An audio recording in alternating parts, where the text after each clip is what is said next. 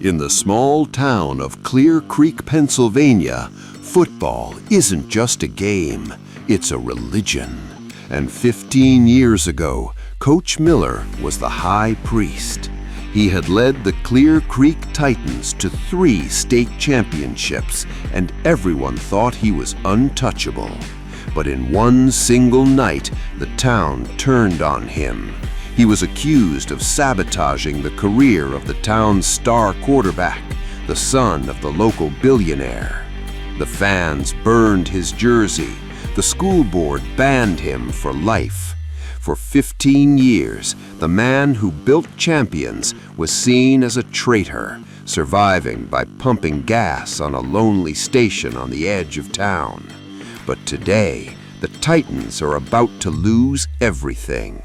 The school is bankrupt, the stadium is being sold, and the man who everyone called a disgrace is about to receive a visit from a stranger who hasn't forgotten that a true coach doesn't just look at the scoreboard, he looks at the soul. The story goes back to the state semifinals in 2010.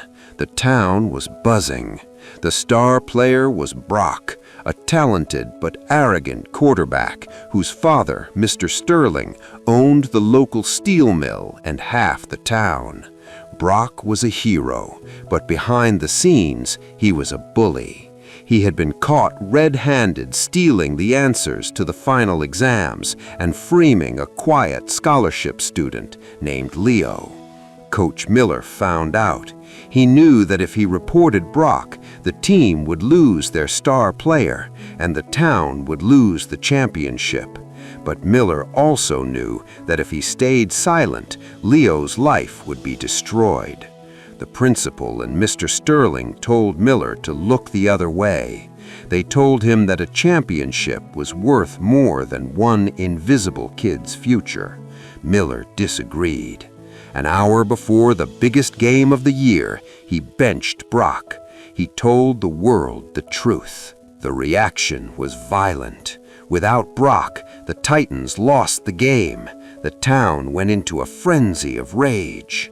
Mr. Sterling didn't just get Miller fired. He made sure he could never work in sports again. He spread rumors that Miller had taken a bribe to lose the game. Within a week, the man who had given his life to the youth of Clear Creek was a pariah.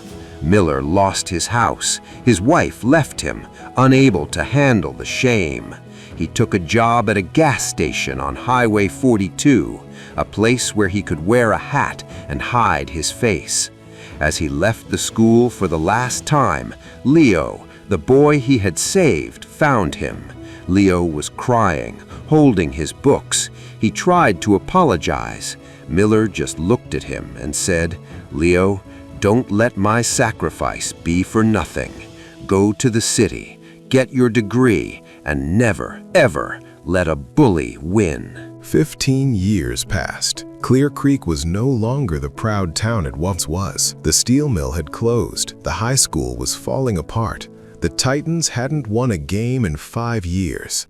The school board, now desperate and corrupt, decided to sell the historic Memorial Stadium to a developer who wanted to turn it into a warehouse. Miller was now 60 years old. His hands were stained with oil and grease, and his back ached from standing on the concrete all day. He watched the news on a small, flickering TV in the gas station office. He saw that the final vote to sell the school's athletic department was happening that evening. He decided to go, not to speak, but to say a silent goodbye to the field he had spent 20 years building. The meeting was held in the school gymnasium. Mr. Sterling, now older but still powerful, sat at the front. He was the one buying the land. He stood at the podium and told the community that the Titans were dead. He said that sports were a waste of money and that the town needed industry, not games. Just as he was about to sign the final papers, the doors of the gym swung open. A group of men in athletic gear walked in, led by a man in his early 30s with a calm, focused gaze. He wasn't a businessman in a suit. He was wearing a tracksuit with the logo of the National Athletics Foundation. Mr. Sterling looked up, annoyed. "This meeting is private," he snapped. "Who are you?" The man walked straight to the front row and stopped in front of the old man in the greasy hat. He didn't look at the board. He didn't look at the cameras. He looked at Coach Miller. "Coach," the man said. His voice was steady and strong. "I've spent 15 years trying to figure out how to thank you. I think I finally found a way." Miller stood up, his heart pounding. "Leo?" Leo turned to the board. He pulled out a document that had the seal of the federal government and the State Department of Education. "I am Dr. Leo Vance. I am the director of the National Sports and Education Initiative, and as of 4 o'clock today, the Clear Creek High School District has been placed under federal protection as a national training center for underprivileged youth." Mr. Sterling jumped up, shouting that he had a contract. Leo looked him in the eye and said, "Your contract is based on a fraudulent debt. We've investigated the mill's closure and the school's missing funds. You're not buying the stadium, Mr. Sterling.